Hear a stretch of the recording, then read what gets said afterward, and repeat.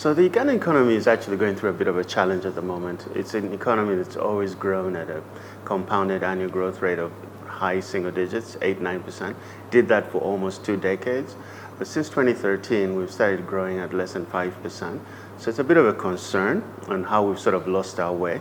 And 5% sounds like a good number globally, but for Uganda it isn't, because we have a population growth rate of 3.5%. So we really need to be growing double the population growth to sort of bring people out of poverty, etc. Having said that though, the policy, the investment climate is very attractive. The government is spending a significant amount of money on infrastructure, which I think is the right policy, just to open up gateways to trade, allow for movement of goods and services, push on our export markets. And is also doing a lot into sort of maintaining Uganda as a very attractive investment destination. We're probably the most liberalized economy in the region compared to Kenya and Tanzania. We have absolutely no capital controls. You can bring money in the morning, take it out in the evening. There's no foreign exchange controls, and a very, very strong independent central bank. So it's a very attractive place to be.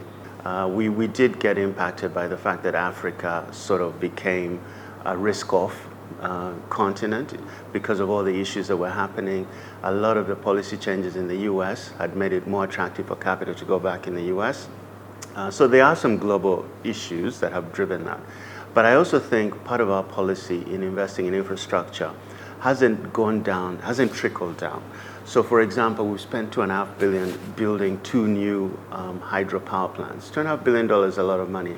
But from our own estimates, less than 10% of that's been localized. So all that spends actually benefited Chinese entities that make, power turbines, that make all the parts that come into the hydro.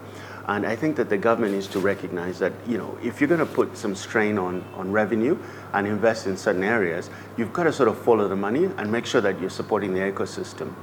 Now, granted, Uganda won't be able to build its own power dam 100%, but I think 10% is unacceptable. A number closer to 30, 40 would be good.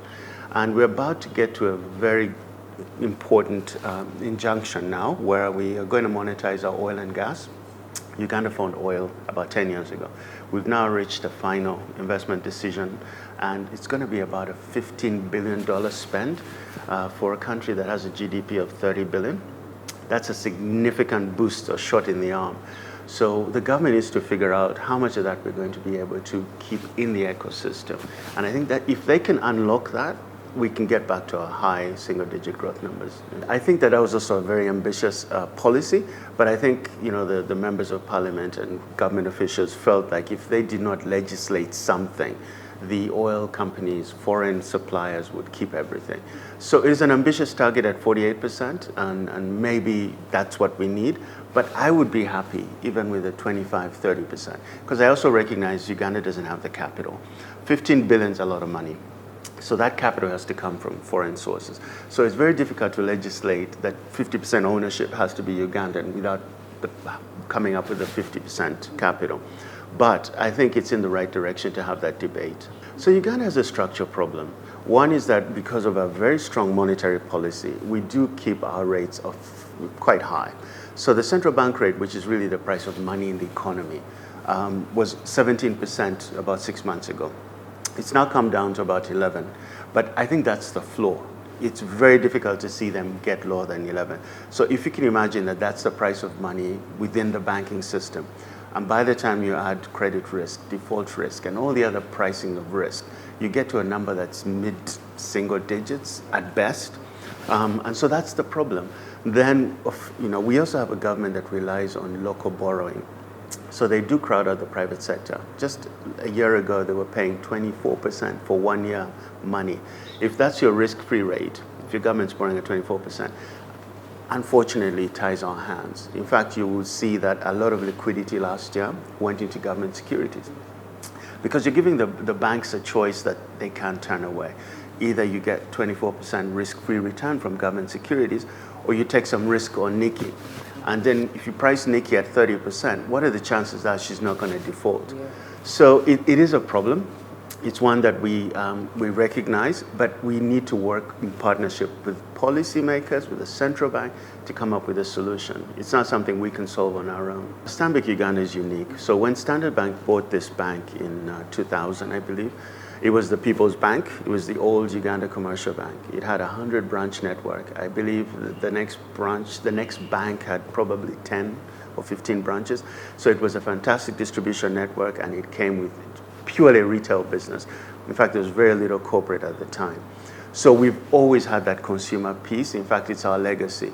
We added the corporate banking later. And now my goal is to get it back to a 50-50 split. The corporate banking has contributed almost 80% of our profits more recently. But trying to get the retail piece back together is really important. And we're working on that. So I think logistics is going to be a big one. When I think through what's going to happen in the next 3 to 5 years, as all these goods get moved, as you know, we're a landlocked country, so everything has to come through the coast. We're going to be moving a lot of equipment, storing a lot of equipment. So logistics as a sector, I think, is going to be a really mushroom growth. I believe some of the other traditional sectors like agriculture, which employs almost 70% of Ugandans, is a huge opportunity. But even that, we've only scratched the surface. 50% of arable land in East Africa is in Uganda. That includes Kenya, Tanzania, Rwanda, Burundi. So Uganda was blessed with having a fantastic climate, but we failed to harness that opportunity. So we need to get, again, investment into the right sectors and add value to agriculture. Right now, it's just been raw sort of harvesting of coffee, green beans, and exporting them. But there's a lot of value addition that can be added into the sector. So I find that also an attractive place. And then lastly, ICT, just generally the trends that are happening in telco, in data, and all that is also a huge opportunity.